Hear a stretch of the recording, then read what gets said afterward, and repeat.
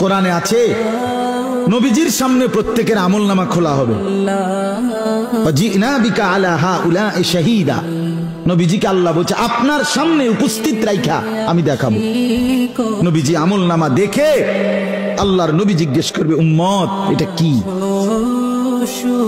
উম্মত দিনের পর দিন ফজরের নামাজ কোথায়, জোহরের নামাজ কোথায়? উম্মত 30 বছরের ব্যবসার মধ্যে একটা হালাল নাই। সুদের এত টাকা দরকার, ঘুষের এত টাকা দরকার।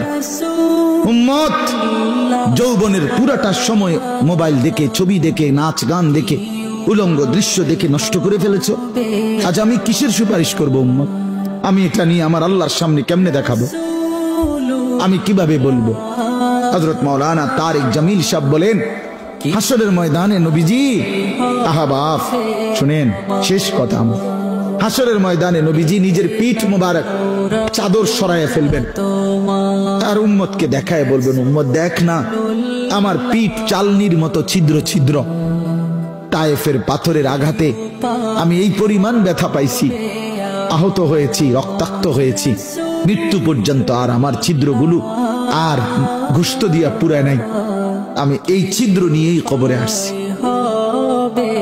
আমার 23 বছরের এই কষ্ট, এই আমানত, আমার উহুদের দান শহীদ, আমার পেটে পাথর বাঁধা, আমার সাহাবীদের এই শাহাদাত, আমার বেলালের এত কষ্ট, খাব্বাবের এত জুলুম নির্যাতন সহ্য করা, বিনিময় উম্মত কি নিয়ে আস, কি নিয়ে আস? জিন্দেগি কোনো কদর করলেন না। আবার ইন্নী লাকুম মিনহু নাযীরুম মুবিন, আল্লাহ বলছে নবী শুনাইছে 2 বার, পর পর 2 বার বলছে উম্মত আমি কিন্তু ভয় প্রদর্শন করব না।